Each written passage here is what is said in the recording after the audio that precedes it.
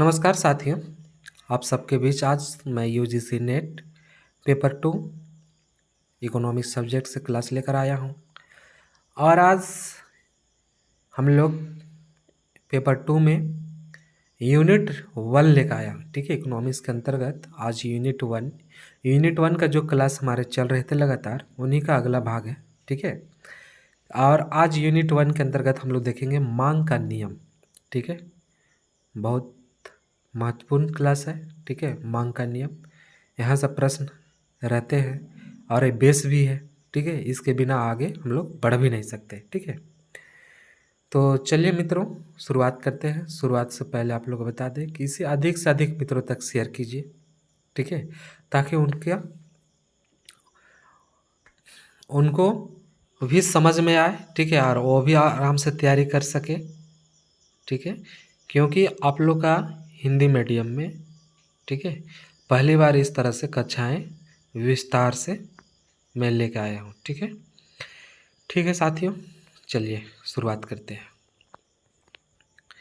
तो मांग का नियम, ठीक है, आप लोग इससे पिछले वाले क्लास में देखे होंगे, है ना, इसका थोड़ा बहुत जिक्र किया गया था।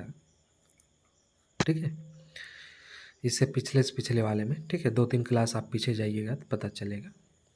मांग का नियम ऐसे तो सरल है।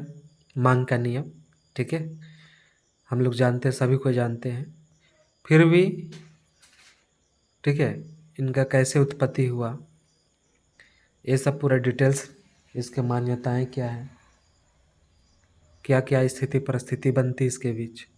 ठीक है, ये सब हम लोग आज इसमें विस्तार पूर्वक बात करने वाले हैं। चलिए, आप लोग को टेक्स्ट बुक्स में पढ़ा रहा हूँ। ठीक है, और इसे शुरुआत करते हैं। अब हम मांग के नियम की व्याख्या करेंगे। ठीक है, इससे पहले क्या है, कह रहा है कि मांग का नियम व्याख्या करें। मांग के नियम मूल्य एवं मांग के बीच के संबंध को व्यक्त करता है। आप लोग को पहला ये बात होना चाहिए, मांग के नियम किसका व्याख्या करता है, किसका संबंध बताता है, मूल्य एवं मांग के बीच के संबंध। मांग का नियम मूल्य एवं मांग के बीच के संबंध को व्यक्त करता है। ठीक है, किसका, मांग का नियम मूल्य एवं मांग के बीच के संबंध को व्यक्त करता है। ठीक है, वास्तव में मूल्य एवं मांग में विपरीत संबंध होता है। ठीक है, क्या है, वास्तव में देखा जाए कि मूल्य और मांग में विपरीत संबंध होता है, तो इसे भी नोट कर लीजिए। मूल्य और मांग में कैसा संबंध पाया जाता है, विपरीत संबंध। अगला देखते हैं, अर्थात मूल्य घटने से मांग बढ़ती है तथा मूल्य बढ़ने से मांग घटती है। इसे आप नोट भी कर सकते हैं, याद रखते हैं तो याद भी कर सकते हैं। ठीक है, अच्छी बात है। अतः मांग नियम यह बतलाता है कि यदि अन्य बातें समान रहें तो मूल्य में कमी होने से मांग की मात्रा बढ़ती है तथा, ठीक है, तथा मूल्य में वृद्धि होने से मांग की मात्रा कम होती है। दूसरे शब्दों में हम कह सकते हैं कि कम कीमत पर मांग अधिक तथा अधिक कीमत पर मांग कम होती है। समझ गए क्या है, कम कीमत पर मांग अधिक तथा अधिक कीमत पर मांग कम होती है। अब इसी तरह से देखिए, प्रोफेसर मार्शल ने कहते हैं कि इस नियम को इस प्रकार व्यक्त किया, मूल्य में कमी होने से मांग की मात्रा बढ़ती है तथा मूल्य में वृद्धि होने से मांग की मात्रा कम होती है। ठीक है, मूल्य में वृद्धि होने से मांग की मात्रा कम भी होती है। टॉमस कहते क्या है कि किसी दिए हुए समय में किसी वस्तु अथवा सेवा की मांग प्रचलित मूल्य पर ऊंचे मूल्य की अपेक्षा अधिक तथा नीचे मूल्य की अपेक्षा कम होती है। समझ गए, कम होती है। तो आप कह सकते हैं कि यहाँ पर हम लोग जो परिभाषा देखें, साफ तौर पर यहाँ पर है कि मांग में कि अगर किसी भी वस्तु का मूल्य अगर वृद्धि होता है, ठीक है, तो उसका मांग घटेगा और मूल्य कम होगा तो मांग बढ़ेगा। समझ गए, यहाँ तो समझ गए। अब इनको एक उदाहरण यहाँ पर दिया हुआ है। ठीक है, और जो सारे बातें हम लोग देखें उसी का जिक्र यहाँ पर किया गया है कि मांग के नियम उदाहरण द्वारा स्पष्ट किया जा सकता है। ठीक है, जैसे आलू की कीमत 2 रुपये प्रति किलो है। अगर व्यक्ति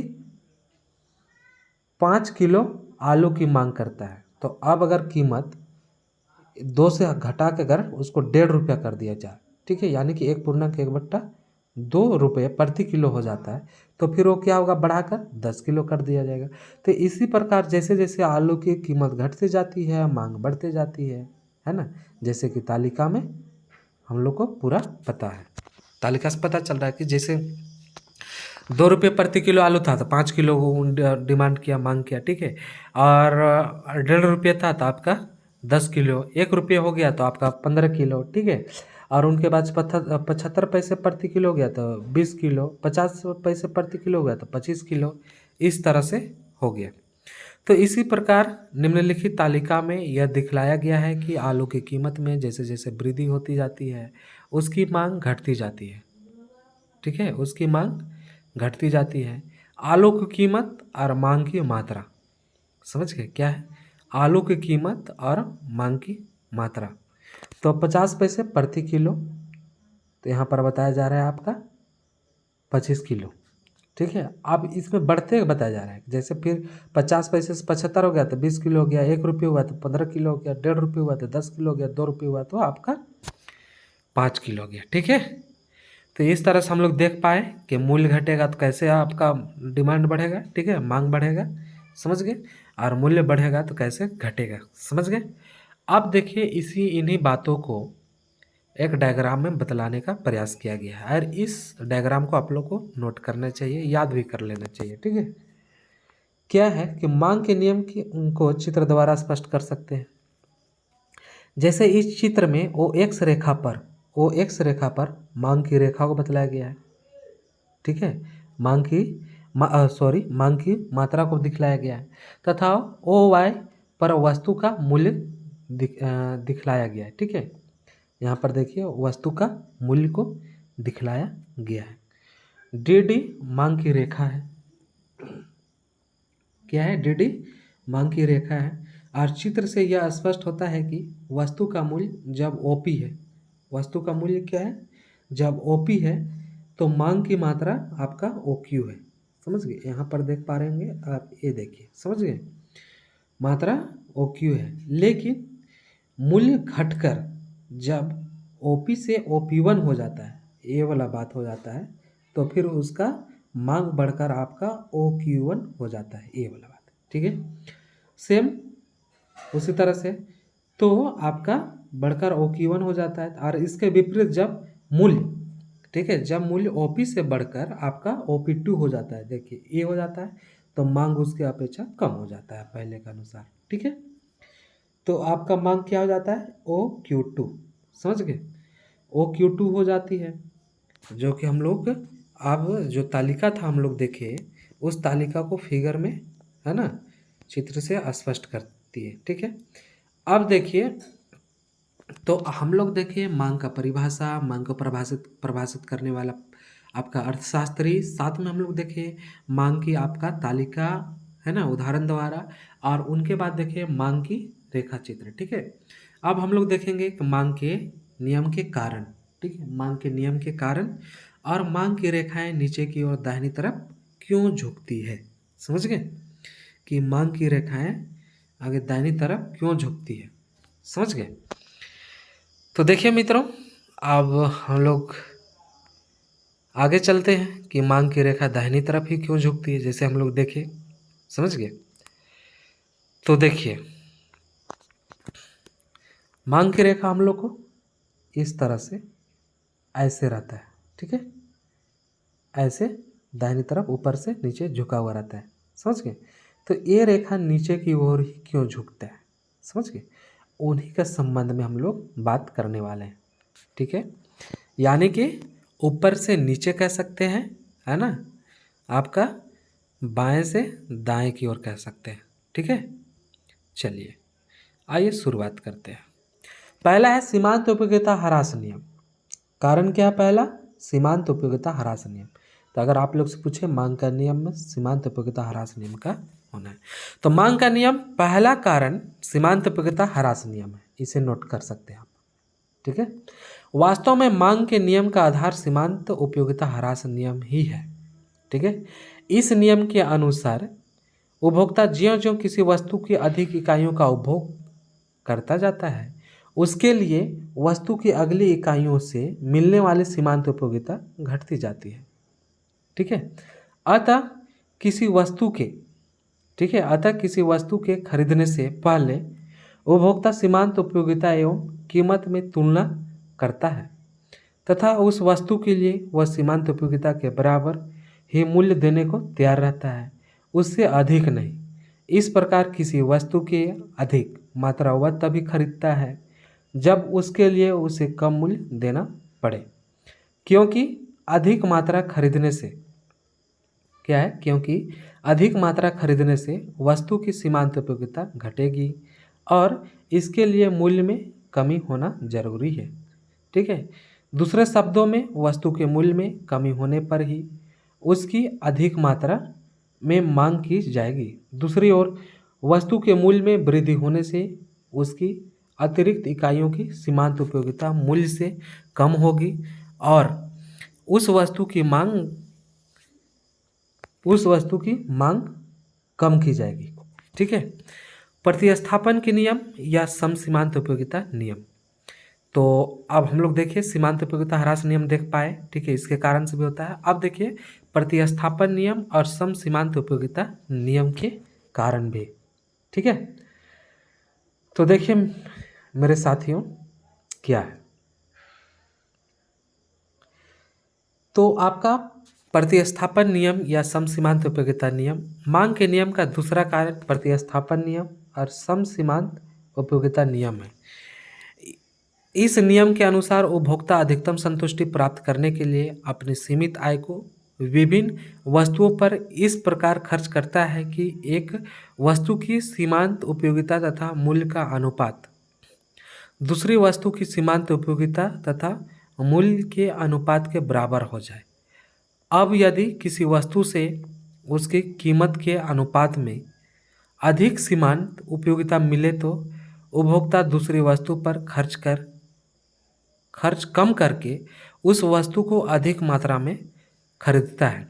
यदि अन्य वस्तुओं का मूल्य पूर्ववत रहे और किसी वस्तु का मूल्य घट जाए तो ऐसा ही होता है, क्योंकि मूल्य के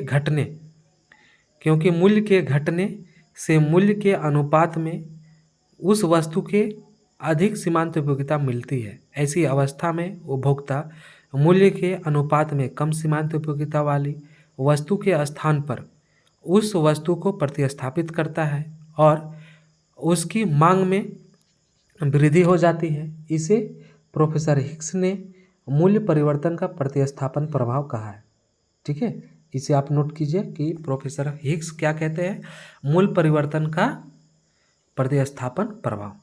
अब देखिए हम लोग आय प्रभाव के भी कारण होता है, समझ गए। आय प्रभाव में क्या है कि मांग के नियम, समझ गए, मांग के नियम का एक कारण आय प्रभाव भी है। जब किसी वस्तु की कीमत में कमी होती है तो उपभोक्ता के लिए इसका प्रभाव ऐसा होता है कि मानो उसकी वास्तविक आय में वृद्धि हो गई हो और इससे उसकी मांग में वृद्धि होती है, समझ गए। दूसरी ओर यदि किसी वस्तु की कीमत बढ़ती है, समझ पा रहे हैं, अगर किसी वस्तु का कीमत बढ़ जाते हैं तो इसका प्रभाव क्या है कि उपभोक्ता का वास्तविक आय में कमी होगा, समझ गए, उनकी आय में कमी होगा और उससे उपभोक्ता की मांग घट जाएगी, मतलब कम खरीदेगा। और इसे प्रोफेसर हिक्स ने, ठीक है, मूल्य परिवर्तन का आय प्रभाव कहता है, समझ गए। जैसे एक उदाहरण यहाँ पर दिया हुआ है, समझ गए। तो ये उदाहरण, ठीक है, हम लोग जो समझे देख पा रहे हो, ठीक है, कि कीमत बढ़ती है, उसका आय कीमत बढ़ती है तो उसका प्रभाव उपभोक्ता वास्तविक आय में कमी हो जाती है। तो यहाँ पर उदाहरण दिया हुआ है ना। तो देखते हैं, बाजार में आलू का मूल्य 2 रुपया प्रति किलो है तो कोई उपभोक्ता 10 किलो आलू खरीदता है। ठीक है, क्या है, 10 किलो आलू खरीदता है। यदि आलू का मूल्य घटकर 1 रुपया प्रति किलो हो जाए तो उतने ही आलू के लिए अब उसे केवल 10 रुपये देने पड़ेंगे। इस प्रकार आलू के मूल्य में कमी होने से उपभोक्ता को 10 रुपये की बचत होती है और उसकी वास्तविक आय में वृद्धि के समान, चूँकि मूल्य गिरने से वास्तविक आय बढ़ गई है अतः अब संभव है कि, ठीक है, संभव है कि उपभोक्ता 10 किलो आलू से अधिक खरीदेगा। दूसरी ओर आलू के मूल्य वृद्धि हो जाए तो, ठीक है, कि उपभोक्ता की वास्तविक आय कम हो जाएगी और वह आलू की मांग भी कम कर देगा। समझ गए। अगला पॉइंट है आप लोग को वस्तु का विभिन्न प्रयोग। ठीक है, वस्तु का विभिन्न प्रयोग कहने का मतलब है कि कभी कभी वस्तु की कीमत में गिरावट आने से उसका उपभोग कई प्रयोगों में होने लगता है, जिससे उसकी मांग बढ़ जाती है। समझ गए। उदाहरण के लिए जब यहाँ पर देखा जाए तो कहता है कि जब पके आमों की कीमत काफ़ी गिर जाती है तो उनका उपयोग, ठीक है, अमावट आदि बनाने के लिए होने लगता है। क्या है? अमावट आदि बनाने के लिए होने लगता है, जिससे आम की मांग बढ़ जाती है। समझ गए। उससे क्या होता है? आपका आम की मांग बढ़ जाता है। और दूसरी ओर कुछ वस्तुओं की कीमत बढ़ने से, ठीक है, कीमत बढ़ने से उनका उपयोग केवल आवश्यक प्रयोगों में होने लगता है तथा गैर जरूरी प्रयोगों में उनके उपभोग को कम कर दिया जाता है। इससे इनकी मांग में कमी आती है। उदाहरण के लिए पहले जब घी सस्ता था तो उसका प्रयोग खाना पकाने के, ठीक है, खाना पकाने के प्राय हम, ठीक है, खाना पकाने के प्राय हम काम में होता था, किंतु घी महंगी के कारण, ठीक है, अब उसका उपयोग केवल चंद आवश्यक प्रयोगों तक सीमित रह गया है। ठीक है, जैसे यहाँ पर बताया जा रहा है। और पांचवा कारण है मेरे प्यारे साथियों, क्रेताओं की संख्या में कमी या वृद्धि। ठीक है, तो क्रेताओं में अगर आपका अधिक, ठीक है, अधिक अगर क्रय करने वाले क्रेता हैं बाजार में, ठीक है, और वस्तु कम है तो आपका क्या होगा? वस्तु का कीमत अधिक होने वाला है। समझ गए। और वस्तु आपका अधिक है, क्रेता कम है, तो फिर आपका वस्तु का कीमत कम होने वाला है। तो इस तरह से आपका क्रेताओं की संख्या पर भी प्रभाव पड़ता है ना, मांग के नियम में। ठीक है, या फिर कह सकते हैं मांग की जो रेखा है नीचे दाहिने की ओर क्यों झुकता है, तो क्रेता एक कारण है। समझ गए, खरीदने वाला। अब देखिए मांग के नियम की मान्यताएं एवं सीमाएं की बात करते हैं। ठीक है, मांग के नियम की मान्यताएं और सीमाएं की बात करते हैं। मांग के नियम की व्याख्या करते समय हम देख चुके हैं कि यदि अन्य बातें समान रहे, ठीक है, कहता है कि अगर जिस तरह से हम लोग देख पाए, अगर ये सब अगर ठीक ठाक रहे, ठीक है, तो क्या होगा? तभी यह नियम लागू होता है। इसका मतलब यह है कि इस नियम की कुछ मान्यताएं, ठीक है, कुछ मान्यताएं हैं जिनके रहने पर यह नियम लागू होता है। यदि मान्यताएं विद्यमान नहीं रहे तो यह नियम लागू नहीं होगा। दूसरे शब्दों में कहते हैं कि इसकी मान्यताएं इस नियम की सीमाओं, ठीक है, की ओर इंगित करती है और मांग के नियम निम्नलिखित मान्यताएं हैं। ठीक है, तो मान्यताएं भी आप लोग को नोट करना चाहिए और यहाँ से भी प्रश्न बनते हैं। ठीक है, तो पहला है कि उपभोक्ता की आय में परिवर्तन नहीं होना चाहिए। ठीक है, क्या है? उपभोक्ता की आय में परिवर्तन नहीं होना चाहिए। अगर उपभोक्ता की आय में भी अगर परिवर्तन होता है, कहने का मतलब ये है, अगर मान के चलिए एक उपभोक्ता का कमाई पर डे 1000 रुपया है, समझ गए, पर डे 1000 रुपया है, तो उस स्थिति में वो आपका 50 केजी कोई वस्तु खरीदता है। ठीक है, अगर उनकी, ठीक है, अगर उनकी 1000 की जगह में 2000 हो जाए तो वैसी स्थिति में क्या होगा कि उनका मांग जो है 1 क्विंटल हो जाएगा, 100 केजी हो जाएगा। ठीक है, अगर उसी की जगह में अगर घट जाए 500 हो जाए तो 50 की जगह में 25 केजी खरीदेगा। समझ गए। तो इस तरह से उपभोक्ता के आय में भी परिवर्तन नहीं होना चाहिए, तभी जाकर आपका मांग का नियम लागू होगा। दूसरा है उपभोक्ता की आदत, रुचि एवं फैशन में परिवर्तन नहीं होना चाहिए। ठीक है, मांग का नियम का कहने का मतलब है मान्यता में कि उपभोक्ता की आदत, रुचि एवं फैशन में अगर परिवर्तन हुआ तो मांग का नियम लागू नहीं होगा। ठीक है, कहने का मतलब अगर कोई दूसरे वस्तु में अगर वो इन्वेस्ट करता है, ठीक है, मान के चलिए दूसरे वस्तु का क्रय विक्रय करता है, जैसे गुड़ चीनी कह सकते हैं, है ना। उनकी मान के चलिए चीनी आदत है उपयोग करके, उसका कीमत बढ़ गया तो कभी हो सकता है वो गुड़ का उपयोग कर सकता है, या फिर उसको चीनी पसंद ना आए, समझ गए। इस तरह से आपका वो कह सकते हैं गुड़ का उपभोग करने लगेगा, ठीक है। रोटी की जगह में चावल का उपभोग करने लगेगा, ठीक है। और रोटी चावल दोनों खाता था तो केवल एक काम करेगा। तो इस तरह से उनका रुचि फैशन आदत अगर परिवर्तन होता है तो भी मांग का नियम नहीं लागू होगा, है ना। इस सब में परिवर्तन नहीं होना चाहिए। थर्ड है मेरे प्यारे साथियों, स्थानापन्न वस्तुओं की कीमत में परिवर्तन नहीं होना चाहिए, ठीक है। स्थानापन्न वस्तु में कहने का मतलब है कि जैसे इनको आप उदाहरण द्वारा समझ सकते हैं कि स्थानापन्न वस्तु में परिवर्तन नहीं होना चाहिए कीमत में, मूल्य में, ठीक है। जैसे अरहर की दाल कीमत घटने, है ना, कीमत घटे, लेकिन उसके साथ मसूर की दाल की कीमत उससे भी अधिक घट जाए तो उपभोक्ता अरहर की दाल की कीमत घटने पर उसकी अधिक मांग नहीं करेंगे, और वैसे स्थिति में वो मसूर के दाल अधिक मात्रा में घटेंगे। कहने का मतलब दाल है, दाल दोनों का कार्य है पेट भरना, है ना, सब्जी है, समझ गए। दाल तो दाल, तो अब दो तीन दाल है, अगर किसी एक दाल का मूल्य बढ़ गया, ठीक है, किसी एक दाल का मूल्य बढ़ गया, तो वैसे स्थिति में क्या है कि वो जिसका घटा है उस दाल छोड़ के दूसरा दाल को पकड़ लेगा, दूसरा दाल का बनाना स्टार्ट कर देगा, खाना स्टार्ट करेगा, ठीक है। तो ऐसे वस्तु में, ठीक है, आपका कीमत परिवर्तन नहीं होना चाहिए, जैसा चल रहा है वैसे ही चलना चाहिए, तब जाके आपका मांग का नियम लागू होगा, ठीक है। अब देखिए कि जनसंख्या में परिवर्तन नहीं होना चाहिए। जनसंख्या में भी अगर परिवर्तन होता है तो भी दिक्कत है, ठीक है। अगर उस क्षेत्र में अगर आपका कह सकते हैं एक बाजार है, ठीक है, बाजार में अगर पर डे अगर आपका 500 व्यक्ति आते जाते हैं, ठीक है, एक मोटा मोटी मान लीजिए, और क्रेता आपका बेचने वाला जो विक्रेता भी है मान के चलिए 100 है, खरीदने वाला पर डे के का आंकड़ा है 500, ठीक है।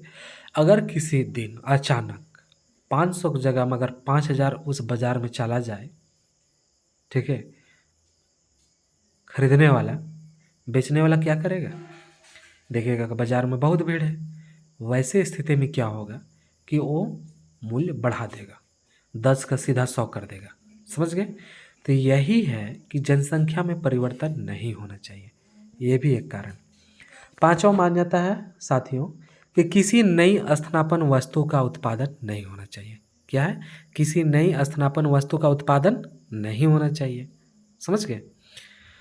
कहने का मतलब उसके जगह में दूसरे वस्तु का या अच्छे से उनका नया वस्तु उसका लेटेस्ट, ठीक है, लेटेस्ट वर्जन नहीं आना चाहिए, और नहीं तो फिर पुराना समाप्त हो जाएगा, उसका मांग ही खत्म। 6 है कि धन के वितरण में परिवर्तन नहीं होना चाहिए। धन का वितरण का तात्पर्य है कि धन के वितरण में भी परिवर्तन नहीं होना चाहिए। धन के वितरण में परिवर्तन होने से विभिन्न वर्गों की आय में भी परिवर्तन हो जाता है, और जैसा कि हम ऊपर देख चुके हैं, आय में परिवर्तन होने से मांग का नियम लागू नहीं होता है, समझ गए। तो इस तरह से हम लोग समझ पाए मित्रों कि धन का भी वितरण अगर गवर्नमेंट द्वारा अगर एक योजना लाया जा रहा है, ठीक है, या आप ऋण कह सकते हैं, ऋण उपलब्ध किया जा रहा है, ठीक है, या फिर आप कह सकते हैं जो गवर्नमेंट में है ना, गवर्नमेंट द्वारा जो जॉब है, ठीक है, जॉब दिया जाता है, अगर उसमें हर एक तबकों को अगर एक समान कर दिया जाए तो भी दिक्कत होगा, है ना, या ज़्यादा कम बेसी कर दिया जाए, है ना, तो भी दिक्कत होगा। तो इस तरह से धन का एक वितरण जो है उसमें समान स्थिति में होना चाहिए, है ना। अगला है कि मौसम में परिवर्तन नहीं होना चाहिए, ठीक है। जैसे मौसम में परिवर्तन का तात्पर्य है मित्रों कि मौसम में अगर परिवर्तन होता है, ठीक है, तो मौसम में परिवर्तन होने से मांग का नियम लागू नहीं होता है। जैसे अगर देखा जाए कि भीषण गर्मी के मौसम में उन्हीं कपड़ों का दाम क्या है घटा दिया जाए तो उसकी मांग नहीं बढ़ेगी, समझ गए। मतलब गर्मी में स्वेटर कौन पहनेगा, ठीक है, जैकेट कौन पहनेगा। इसके विपरीत जाड़े में काफ़ी काफ़ी कम दाम पर भी बर्फ़ को कोई नहीं पूछेगा, ठीक है, बर्फ़ को कोई नहीं पूछेगा, अतः मौसम में परिवर्तन नहीं होना चाहिए। समझ गए क्या है? मौसम में परिवर्तन नहीं होना चाहिए। अब देखिए मांग के नियम के अपवाद। मांग के नियम के अपवाद भी हैं कुछ, ठीक है, और मांग के नियम के अपवाद क्या है सो देखिए। तो मांग के नियम के कुछ अपवाद हैं जिसके विद्यमान रहते हैं यह नियम लागू नहीं होता। दूसरे शब्दों में कह सकते हैं कि कुछ विशेष परिस्थितियों में मूल्य घटने पर मांग भी घटती है तथा मूल्य बढ़ने पर मांग घटने के बजाय और अधिक बढ़ जाती है। ऐसी अवस्था में मांग की रेखा नीचे की ओर दाहिनी तरफ ना झुककर नीचे से ऊपर दाहिनी ओर जाती है, ठीक है, नीचे से ऊपर क्या है दाहिनी ओर जाती है। इसे चित्र से बतलाया गया है। इस चित्र में ओ एक्स रेखा पर मांग की मात्रा तथा ओ वाई रेखा पर वस्तु के मूल्य को दिखलाया गया है, ठीक है। और जब वस्तु का मूल्य ओपी है, यहाँ पर देखिए, ठीक है, ओपी है ना, यहाँ और यहाँ ओपी, समझ गए। मात्रा आपका ओ क्यू है, ठीक है, जैसे पिछले फिगर में बात किए थे सेम उसी तरह से, ठीक है। जब मूल्य ओपी से घटकर ओपी1 हो जाता है तो मांग की मात्रा बढ़ने के बजाय ओ क्यू से घटकर ओ क्यू1 हो जाती है। तो इसी प्रकार मूल्य जब ओपी से बढ़कर आपका ओपी2 हो जाता है तो मांग की मात्रा घटने के बजाय आपका ओ क्यू1 से बढ़कर ओ क्यू2 हो जाती है, जस्ट उल्टा होने लगता है, समझ गए। इसलिए मांग की रेखा डी डी नीचे की ओर दाहिनी तरफ ना झुककर, ठीक है, नीचे से ऊपर दाहिनी ओर चली जाती है और इस प्रकार की मांग की रेखा को अपवाद स्वरूप मांग की रेखा कहा जाता है, ठीक है। ऐसी रेखा को कहेंगे अपवाद स्वरूप मांग की रेखा कहा जाता है। और यह अपवाद स्वरूप मांग की रेखा नीचे से ऊपर दाहिनी ओर निम्नलिखित परिस्थितियों में जाती है अथवा मांग के नियम के निम्नलिखित अपवाद है। समझ गए, मांग के नियम के निम्नलिखित अपवाद है। जैसे यहाँ देखिए कि भविष्य में मूल्य परिवर्तन की आशंका। अगर किसी वस्तु में कोई भी व्यापारी फर्म को अगर पता चल गया कि भविष्य में इसका मूल्य में है ना बढ़ने वाला है आने वाला काल में, तो फिर इतना सारा वो मांग करेगा, इतना सारा सामान खरीदेगा, है ना, वस्तु खरीदेगा और स्टॉक रखेगा, उसका कहा ही नहीं जा सकता। तो ऐसे स्थिति में मांग का नियम फेल। उनके बाद जीवन के लिए अनिवार्य वस्तुओं के संबंध में, समझ गए, जीवन के लिए अनिवार्य वस्तुओं के संबंध में भी, जैसे मैं यहाँ पर दिया अनिवार्य नमक में चावल गेहूं आदि संबंध मांग के नियम प्राय लागू नहीं होता है, समझ गए। अगला है कि बहुमूल्य एवं प्रतिष्ठा की वस्तुओं के संबंध में, ठीक है, जैसे हीरा आप कह सकते हैं, है ना, सोना चांदी ये सब कह सकते हैं, ठीक है। ऐसे ही वस्तु में आपका मांग का नियम नहीं लागू होता है। उनके बाद शादी ब्याह या त्यौहार के अवसर पर भी मांग का नियम लागू नहीं होता है। इसका कारण यह है कि इन अवसरों पर कुछ विशेष वस्तुओं जैसे कपड़ा, आभूषण, मिष्ठान इत्यादि का खरीदना आवश्यक होता है, अतः इसके मूल्य में वृद्धि होने पर भी इस अवसरों पर इनकी मांग कम नहीं होती, ठीक है। पांचवा है कि आदत की वस्तुओं के संबंध की बात किया जाए कि लोगों को जिन वस्तुओं की आदत पड़ जाती है उन्हें वे अधिक मूल्य पर भी खरीदते हैं, ठीक है। जैसे में उदाहरण के लिए, ठीक है, पान, बीड़ी, सिगरेट, शराब, समझ गए। तो ऐसे स्थिति में जो है कि वो क्या करेगा, अधिक से अधिक करेगा और नियम लागू फेल हो जाएगा। अब जानते हैं कि शराब पीने से हानि होगा, ठीक है, तो भी वो पीते रहेगा, ठीक है, सेवन करता रहेगा। 6 है आप लोग का कि आपका औद्योगिक उत्कर्ष एवं अपकर्ष, समझ गए। औद्योगिक उत्कर्ष समय लोगों की आय में वृद्धि हो जाने से वस्तुओं के मूल्य बढ़ने पर भी उनकी मांग में कमी होने के बजाय मांग बढ़ जाती है, ठीक है। इसके विपरीत अगर औद्योगिक अपकर्ष की बात करें तो समय वस्तुओं के मूल्य में कमी होने पर भी उनकी मांग नहीं बढ़ती क्योंकि लोगों की आय घट जाती है। लेकिन इन परिस्थितियों को मांग के नियम का वास्तविक अपवाद नहीं कहा जा सकता क्योंकि इन परिस्थितियों में लोगों की आय में परिवर्तन हो जाता है जो इस नियम की मान्यता के विरुद्ध है। 7वां है पूरक वस्तुओं के संबंध में। पूरक वस्तु के संबंध में कहने का मतलब है मांग का नियम प्रायः पूरक वस्तुओं के संबंध में लागू नहीं होता। ठीक है, जैसे कलम की कीमत स्थिर रहे लेकिन स्याही की कीमत बढ़ जाए तब भी आपका स्याही की मांग कम नहीं होगा। समझ गए, क्योंकि ये पूरक वस्तु है। समझ गए, तो कीमत और आपका कलम और स्याही पूरक वस्तु भी है और ऐसे स्थिति में ठीक है आपका मांग का नियम फेल। ठीक है, विज्ञापन का प्रभाव। कभी कभी उत्पादक अत्यधिक विज्ञापन द्वारा उपभोक्ताओं को इस प्रकार अभिभूत कर लेते हैं कि उनकी वस्तुओं के मूल्य में वृद्धि होने पर भी उनकी मांग में कमी नहीं आती। ठीक है, अतः यहाँ भी मांग के नियम लागू नहीं होता। समझ गए। उनके बाद है कि उपभोक्ताओं की अज्ञानता। उपभोक्ताओं की अज्ञानता मतलब कभी कभी होता है कि उपभोक्ता अपनी अज्ञानता के कारण मूल्य बढ़ने पर मांग में कमी नहीं करते। समझ गए, मतलब उनको पता नहीं होने के कारण भी आपका उस वस्तु का वो का है सेवन करते रहता है। ठीक है, उनके बाद अगला पॉइंट है 10th। ठीक है, 10th कहता क्या है कि महामारियों के समय, ठीक है, जैसे बहुत सारा आपदा आ जाए वैसे स्थिति की बात किया जा रहा है कि महामारियों के समय मांग का नियम लागू नहीं होता। आप लोग से पूछ सकता है इस तरह से। हैजे के समय मछली का मूल्य काफ़ी कम होने पर भी लोग उसे नहीं खरीदते।